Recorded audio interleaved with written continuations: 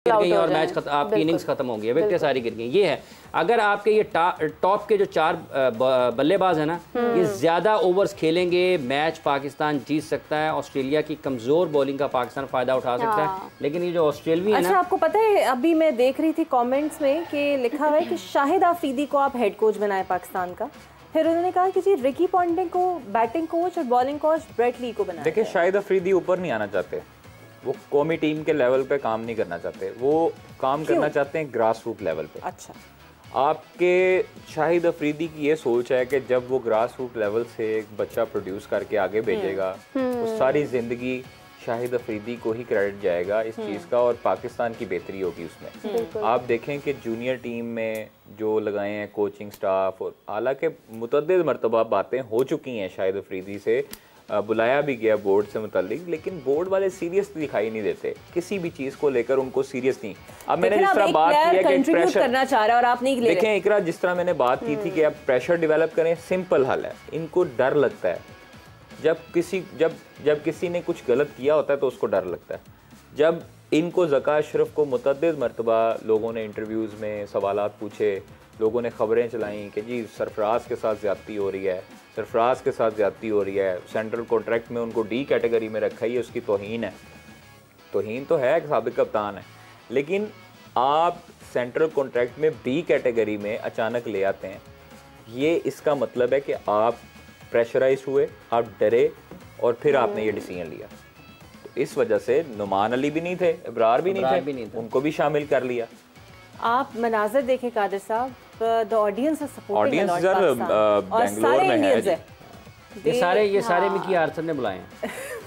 ये सारे उसने उस दिन ना कोई लगभग 50,000 दावतनामे छपवाए टिकटों के साथ, फोटोकॉपियाँ कराई। हाँ, और फिर उसने वहाँ पर एक कोरियर सर्विस की खिदमत हासिल की और उसके जरिए उसने फिर मुख्तलिफ जो नहीं, मैंने सुना था हेलीकॉप्टर से ज़िले इंतजामिया के साथ रब्ता किया और उनसे कहा कि हमें लोगों के पते नाम भिजवाएं, ठीक है। कुछ बैंक वालों के साथ ताल्लुकात बनाए, उनसे नंबर तो बिरयानी शरियानी नहीं मिल रही। हाँ, तो उनसे भिजवा के फिर ये सारे लोगों को उन्होंने, बेंगलोर में तो इडली डोसा जो है वो मशहूर है। अच्छा, वो मशहूर है। ये भी कहा उसने उसके ऊपर लिखा हुआ था दावतनामे के ऊपर, आपको ये भी मिलेगा, तवाज़ो भी की जाएगी, तवाज़ो का भी अच्छा इंतजाम मौजूद है।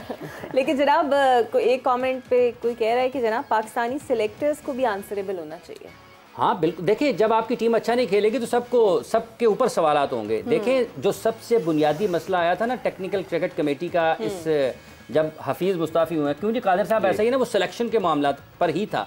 और अगर पाकिस्तान की टीम खुदा न खास्ता अच्छा नहीं खेलती है तो फिर यकीनी तौर पर सिलेक्शन कमेटी से सवाल होगा कि आपने मोहम्मद आमिर के बारे में जब बात हो रही थी तो उसको टीम में क्यों शामिल नहीं किया।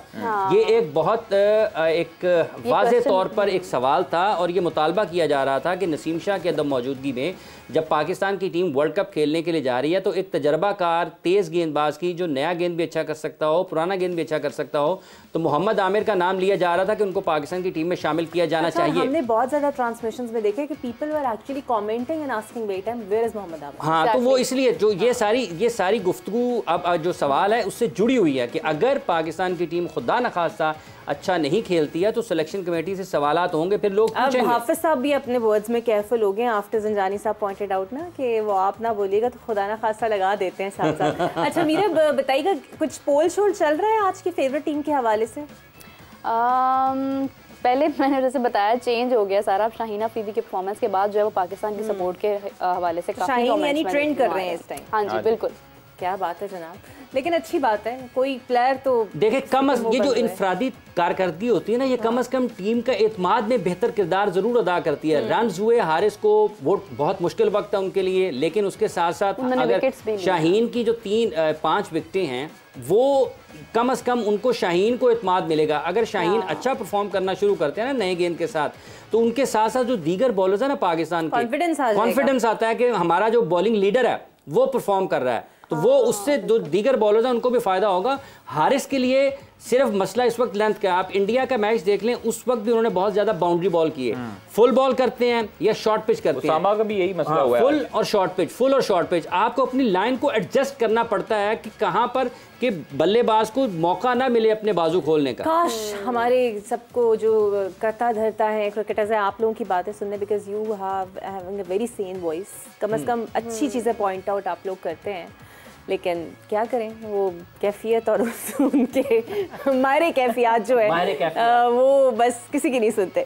तो जनाब अब 60 तकरीबन रन हो चुके हैं पाकिस्तान के, and Pakistan needs at least 308 run from 40 overs.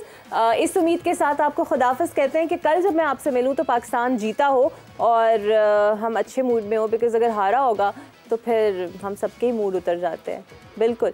तो जनाब हमें इजाज़त दीजिए, मुझे हाफिज़ साहब, मीरब और कादर साहब को, और आपसे कल होती है मुलाकात। अल्लाह हाफिज़।